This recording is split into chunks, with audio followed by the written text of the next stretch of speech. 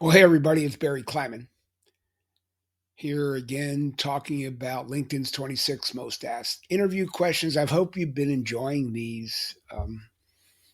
I've enjoyed doing them, and I've gotten a lot of great feedback from people who, though maybe curious about the approach that I recommend people taking and frankly, in some ways uncomfortable with my dogma of using the truth. I think they get it. They just maybe haven't thought, not all of them, of course, but they get it, but maybe they haven't thought about it like that because, as I like to say, of all the bombardment and the plethora of tips on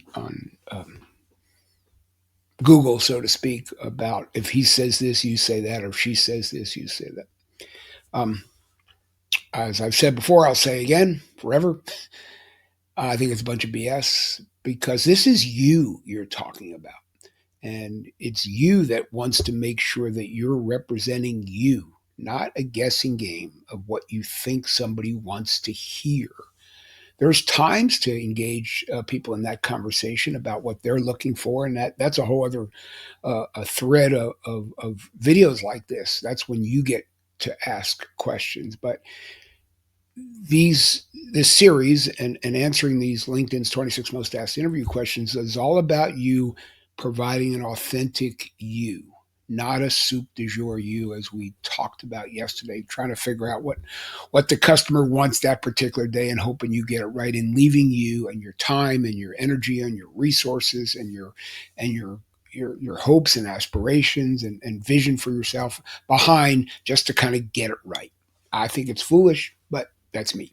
So anyway, I appreciate the people who've reached out. I understand you wanted to be a little bit under the radar and not put your name up on social media.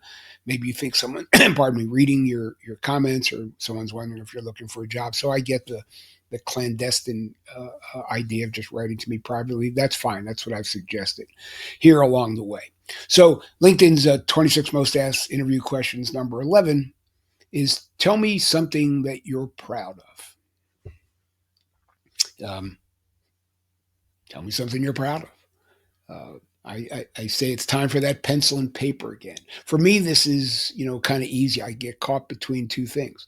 I get caught between my children and my 43-year marriage. I'm very proud of both those things. They take work, and nothing is a walk in the park, and so forth. But those are things that I am proud of, and that would be my answer. And then you see how the interviewer handles it. Context is everything. They may not give a crap, pardon me, about my personal life, and that's fine. I would probably follow that up and say that's the thing I'm most proud of. If you want to know about specifically as it relates to my professional life or my avocational life as a coach, I'm happy to discuss those as well. But the question was, tell me something you've accomplished you're most proud of, and that would be my answer. So again, I would, pardon me, recommend to everybody to get out that paper and pencil again. You may not get this question asked of you in one interview, but LinkedIn says this is the 11th most asked question in interviews. So it's going to come up in some way, shape, or form. So again, grab, that's the point of this series of videos I'm making, trying to help you prepare for what, again, according to LinkedIn, is around the bend for most interviews that any of us may have. So in the previous interviews, we discussed getting context. I just talked about that. My answer is my answer, what I just told you, but I probably would back it up and say if you're looking for something personal or not personal, professional, whatever, please let me know. I'm happy to share that too. But this is what I'm most proud of. Get context. You know that I always talk about the best interviews are conversations, not interrogations. That question, that context is a way to engage conversation and not sit there, sweat bullets. Did I get this right? Is that what you're looking for? That's silly, right? Again, value your time and have a conversation with people. Try to connect with people during these interviews. Um, I told you yesterday about your ability to tell stories. Stories bring kind of intangible and sometimes confusing stuff to life. We talked about going through every line item of your resume and trying to find some sort of anecdote or story or tale or anything at all, pardon me, that would give that period of your life context. Again, it turns it into conversations. You want conversations if you can. I'll say this again: if the interviewer doesn't want to have a conversation, if they're just strictly sitting there, almost clinical, and don't particularly care about anything you're saying, don't care about conversation, just want a hard factual answer, they'll tell you, and then you have a decision to make. Do you want to work with those sort of people? So, as much as you're answering, you're also paying attention and seeing how the other side reacts. The cleverness, pardon me, allergies today. The cleverness of going through your resume and picking out each line item and trying to figure out a quick story to tell um, is powerful, right? Because you're also going to get used to talking in story form. Okay. And this, again, this is one of my keys in the programs I teach and the book I'm writing here and the private work I do in this subject. People who know me know that stories are everything. They matter. Your story matters. So anyway, so here we are at the crossroads of all those things, the context and the authenticity and the stories in your old resume and all those things I just talked about. And you're here, what are you going to answer? So I want you to grab that paper and pencil and write down some things that you're proud of, accomplishments.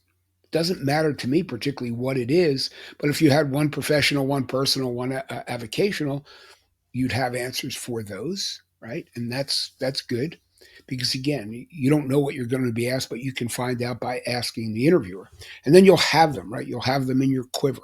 You'll be ready to pull them out and use them whenever you need them. Um, there were more than 125,000 people that were interested in LinkedIn's response to this question. Pardon me, I'm going to read it to you. I get it, but I don't care for it.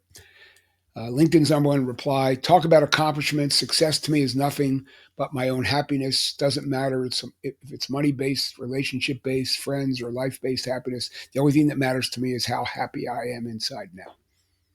I get it. I don't think it answers the question. The question is, tell me something you're most proud of. How happy I am inside and out. I don't think there's enough context, and there's certainly no story behind it. I don't know that. I actually think it's in many ways, again, while I get it, I think it's a patronizing answer and not answering the question, not letting the interviewer know as much as they possibly can about you, the person, the human being. So, one more time, I hope all of this makes some sense to you. You need context, you need to be authentic. If you want your interviews to be successful, you want to turn as many questions into conversations. You have to answer the question, but answer it specifically with stories and try to keep them conversational and practice on your own resume, on your own stuff. And I know I know the dogma that you're reading. There's sometimes you search, there's hundreds of millions of interview tips on Google. Being forthcoming, being able to tell a story about yourself, um, keeping interviews as conversations, not interrogations, being an authentic human being, all of those things I think will help you some more than random tips. Okay.